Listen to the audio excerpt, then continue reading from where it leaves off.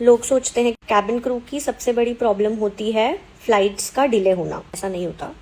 सबसे बड़ी प्रॉब्लम होती है वो लोग जो सिर्फ उन्हीं लोगों की रिस्पेक्ट करते हैं जिनसे उनको डर लगता है। एक इंसिडेंट हुआ जो मैं कभी नहीं भूल सकती एक्चुअली। दिल्ली से श्रीनगर जा रहे थे और वेदर की वजह से अमृतसर में हमें रुकना पड़ा। एक फैमिली ट्रैवल कर रही थी और उनकी छोटी सी बेटी थी 3 साल की। उनको वॉशरूम जाना था पर लैबोरेटरी यूज करने से डर लग रहा था। उन्होंने हमसे पूछा कि क्या वो गैली में पॉटी करा सकते हैं। तो ऑब्वियसली हमने मना किया क्योंकि गैली हमारा वर्किंग एरिया होता है। वहाँ पैसेंजर का फूड प्रिपेयर होता है। Basically it's a kitchen and हम वहाँ पे खाना भी खाते हैं। तो हाइजीन रीजन से हमने मना कर दिया। लेकिन फिर उस पैसेंजर ने हद पार कर दी और कहा कि क्या मैं एयरक्राफ्ट के बाहर रैंप पे ले जाकर उसको पॉटी करा सकता हूँ। लेकिन सेफ्टी रीजंस के वजह से ऑब्वियसली वो पॉसिबल नहीं था। तो हमने भी उनको मना कर दिया। बस इतना ही सुनते ही वो पैसेंजर एकदम अग्रेसिव हो गया।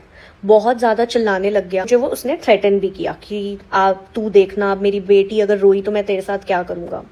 नॉट माई फॉल्ट और मैं यूनिफॉर्म में थी तो मैं कुछ नहीं बोल सकती थी। I had to follow my SOP। तो मैंने सीधा लीड को कॉल किया और बोल दिया he is getting very aggressive, please call the security staff to talk to him, I can't talk to him. And that was a shock for me. जब वो सिक्योरिटी स्टाफ आया, जो आदमी अभी तक हमें कैबिन क्रू के ऊपर चिल्ला रहा था वही सिक्योरिटी स्टाफ के सामने एकदम पोलाइटली बात करने लग गया। नो सर, मैं तो बस जल्दी टेक ऑफ करना चाहता हूँ। सिक्योरिटी स्टाफ ने उन्हें समझाया कि देखिए सर, वेदर की वजह से आपको तो पता ही है टेक ऑफ नहीं कर सकते, श्रीनगर में वेदर खराब है।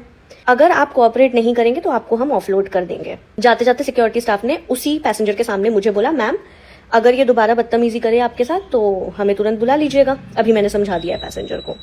उसके बाद उस पैसेंजर ने हमसे भी कोई बदतमीजी नहीं की क्योंकि उसको समझ में आ गया था कि cabin crew has the authority कि हम उनको ऑफलोड कर सकते हैं।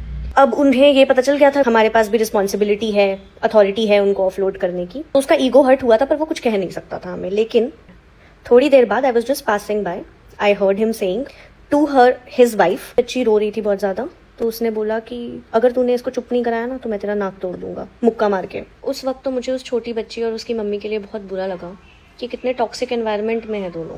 एक और चीज मैंने समझी उस दिन, बच्चे सुनते कम है, देखते ज्यादा है। अगर आपके घर में ही गुस्से से बात होगी, अगर रिस्पेक्ट सिर्फ ताकत देख के दी जाएगी तो बच्चे भी वही सीखेंगे। कल को जब वो बड़े होंगे, ऑफिस में बॉस उनकी हर डिमांड पूरी नहीं करेगा एंड शादी के बाद आपका पार्टनर, आपकी फैमिली हर बात पे हाँ नहीं बोलेगी, आपकी हाँ में हाँ नहीं मिलाएगी। रियल वर्ल्ड आपको पैम्पर नहीं करेगा। इसलिए बच्चों को सिर्फ प्यार ही नहीं, रिस्पेक्ट, ग्रैटिट्यूड और ना सुनने की भी आदत होनी चाहिए। और रिस्पेक्ट किसी की यूनिफॉर्म, पोजीशन या पावर देखकर नहीं होनी चाहिए।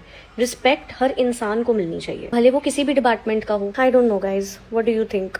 क्या मैनर्स और रिस्पेक्ट की शुरुआत घर से होती है? कि हम हर चीज स्कूल में नहीं सीख सकते।